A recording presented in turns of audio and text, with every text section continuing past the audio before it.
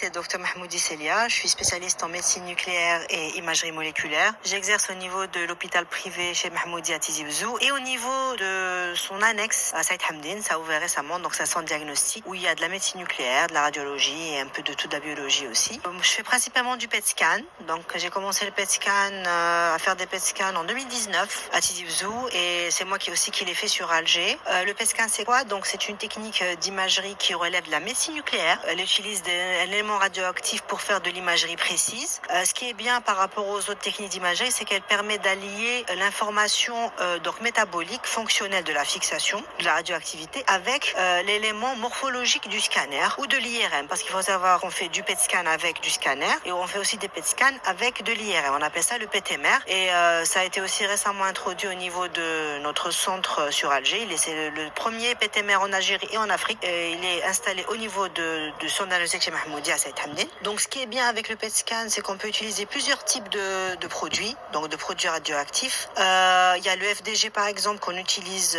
pour principalement tous les types de cancers. Ça permet de faire le bilan d'extension initiale. Donc on va faire passer le patient en PET scan et on a vraiment les lésions sur tout le corps, donc de haut en bas. Et on va vraiment faire une cartographie lésionnelle complète. Un autre cas aussi, on utilise le PET scan au FDG, c'est qu'on peut évaluer une thérapie. Donc on a un PET scan de base. Ensuite, le patient fait son traitement, chimiothérapie, radiothérapie, hormonaux. Ensuite, on va évaluer la réponse à ce traitement.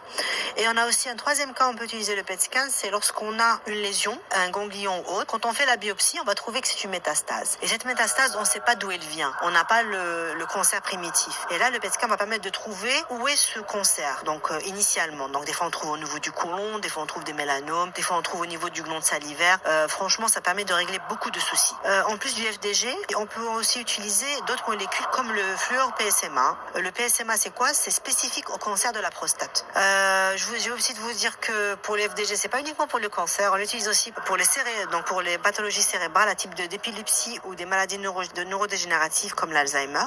Ça, c'est plus du domaine du PET-MR. Donc, le PET-MR est plus précis que le PET scan dans le cerveau. Donc, tout ce qui est FDG, donc à la recherche de foie épileptogène ou de maladies neurodégénératives, il faut mieux faire un PET-MR. Pour le Parkinson aussi, dans les TEP à la fluorodopa, il vaut mieux aussi faire un PET-MR. Pour mieux voir le pelvis, qui est une région où le scan n'est pas très bon, le scanner n'est pas très bon. Donc là, on fait un PET-MR où on voit vraiment des lésions qu'on n'a pas vues au PET scanner, donc au PET-CT classique. C'est Dr Mahmoudi Selia, je suis spécialiste